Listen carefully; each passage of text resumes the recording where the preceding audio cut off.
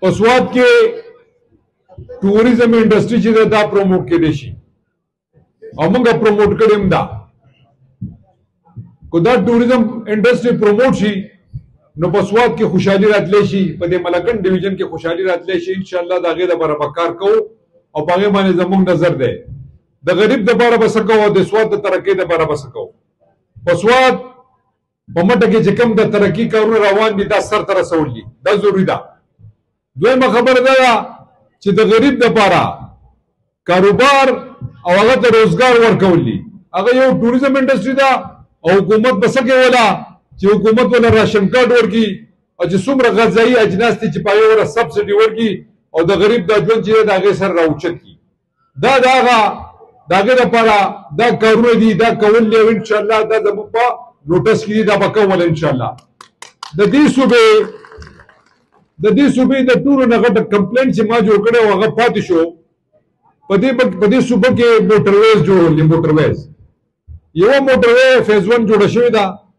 په فیز 2 باندې کار شروع دی سواد والا ډیر ایکسپریس وے جوړول غواړي پای باندې زه د کافي حد پورې رسیدلې ما او دا غیر علاوه پېښور ټو ډی خان ایکسپریس وے جوړول غواړي دا غیر سره خیبر پاس اکنومیک کوریډور دی چې کوم اوريډي هغه د ورلد بانک پروجیکټ دی او هغه د تورخم بارډر پورې جوړول غواړي اوريډي په دغه باندې چې دی په چترال شندور ګلګت روډ باندې کار شروع دی دا ټول علاقه به انټر کنیکټ شي او 11 اکنومیک زون کوم چې ورته انډستریل زون وایي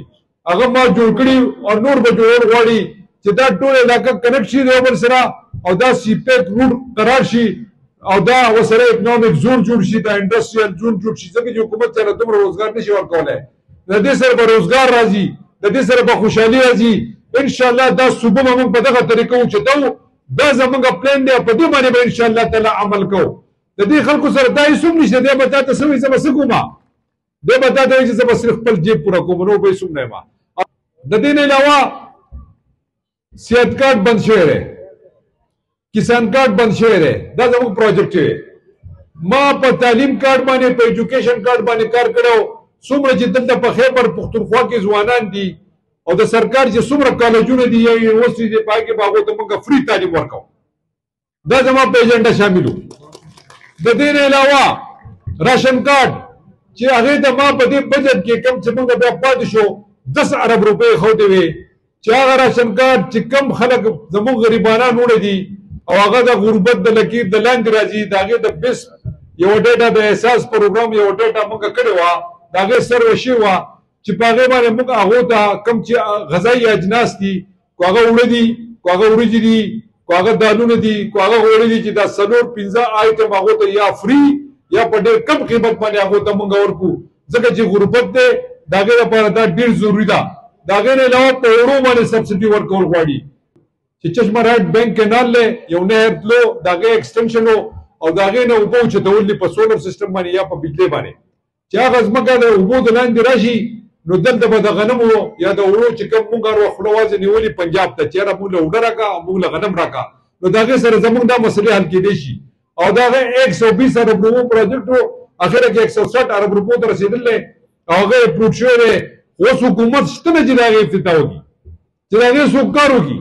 خو څوک خوشته نه کنه چې کار وکړي نن سبا خو خبره میراث حکومت ته کار نه کیږي دا شزونه کول دي د مستقبل لپاره کیږي معدنیات شته او بشتا د انرژي پروجیکټ جوړول شي پر ترانسمیشن لاینز دغه منځوري ما ورکړې و د ګډ سټیشن د کمپنی کوم چې د صوبې بخپل و دغه منځوري ما ورکړې و دا شزونه پاتې شوی دي چې کله موږ خپل ګډ سټیشن جوړ کړو خپل ترانسمیشن لاین موږ جوړ کړو او زموږ سره ډېر زیاته بجلی جوړیږي نو دا بجلی سمګه خپل خلکو له ورکو یونټي ورته فری کېدې شي او دغه علاوه چې کوم دلته انډستری زون لګي هغه ته موږ په سبسډای ریټ باندې بجلی ورکو دا صوبه ترقی کولای شي کو نشي کولای خو په اسانه ترقی کېدې شي دا معدنیات دي ځای په ځای پراته دي